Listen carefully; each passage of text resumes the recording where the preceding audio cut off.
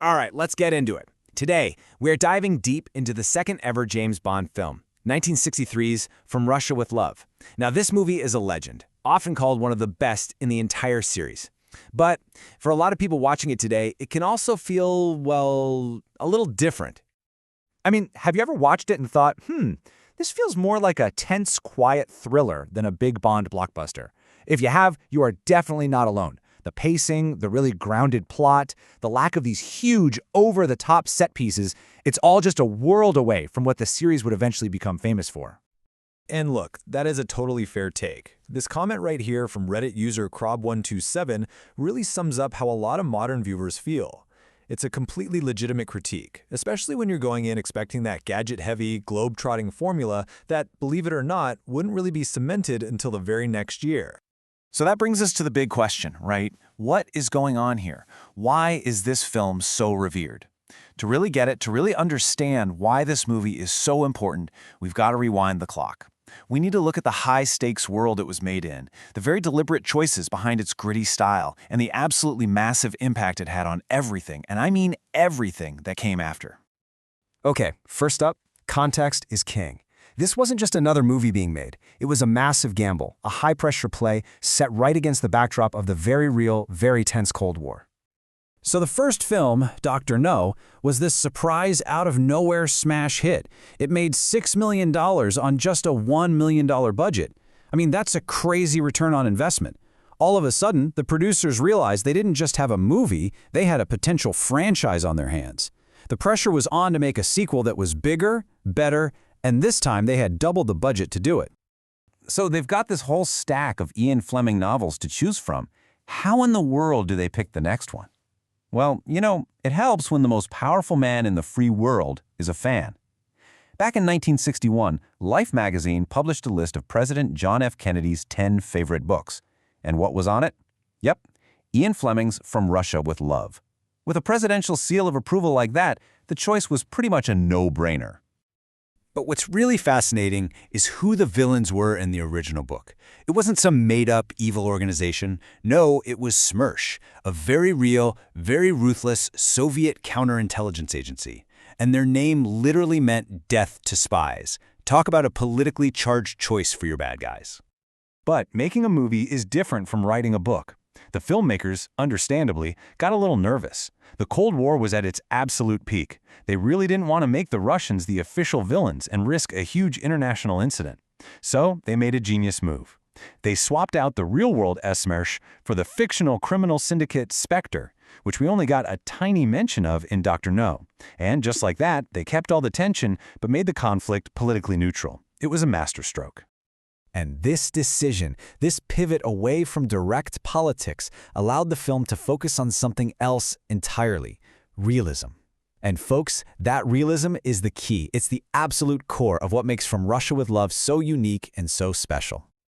You know, this quote from Reddit user Space Myopia just hits the nail on the head.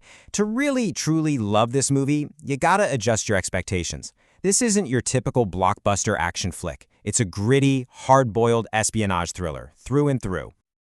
Think about it. The cinematic world of spies is usually all about glamour, gadgets, and gunfights, right? But real-life intelligence work, it's about painstaking analysis, careful recruitment, and an incredible amount of patience.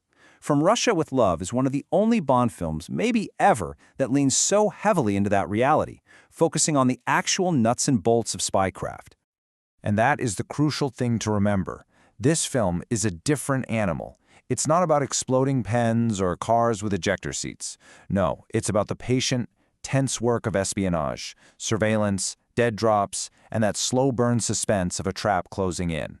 The full-blown Bond formula that we all know and love, that wouldn't really lock into place until Goldfinger came out. And this quote right here from film historian Dr. Luella Chapman perfectly illustrates the payoff of that realism. The danger feels so real. In this movie, Bond isn't some invincible superhero. He's vulnerable, he makes mistakes, and for one of the only times in the classic series, you genuinely feel like he might not make it out of this alive. But here is the amazing paradox of this film. even while being so radically different and grounded. From Russia with Love actually introduced so many of the key ingredients that would go on to define the entire franchise for the next 60 years. It's just incredible when you look at this list. I mean, think about it. This movie gave us the very first pre-title sequence, our first shadowy glimpse of Blofeld, the first time we see the legendary Desmond Llewellyn as Q, the very first gadget from Q Branch, that iconic attaché case. It even had the first theme song with actual lyrics, and the first use of John Barry's incredible 007 theme. It's literally the blueprint for the entire series. And then there's the henchman. Robert Shaw's performance as Red Grant is absolutely bone-chilling. He's not some guy giving long speeches about world domination. Nope, he's a cold, efficient killer, a terrifying dark reflection of what Bond himself could be. He was a threat on a whole different level, both physically and psychologically. All of this builds to one of the greatest action sequences in the history of cinema, the fight on the Orient Express. It is a masterclass in building tension. You see the trap spring shut. The villain lays out his entire plan with this chilling confidence. Bond cleverly uses his one gadget to turn the tables, and then it just explodes into this brutal, desperate, claustrophobic fight in a tiny train car.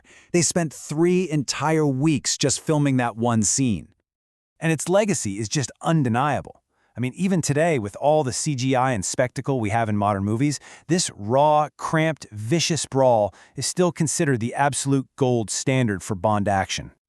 What's wild is that the intensity on screen was matched by some unbelievable drama behind the scenes.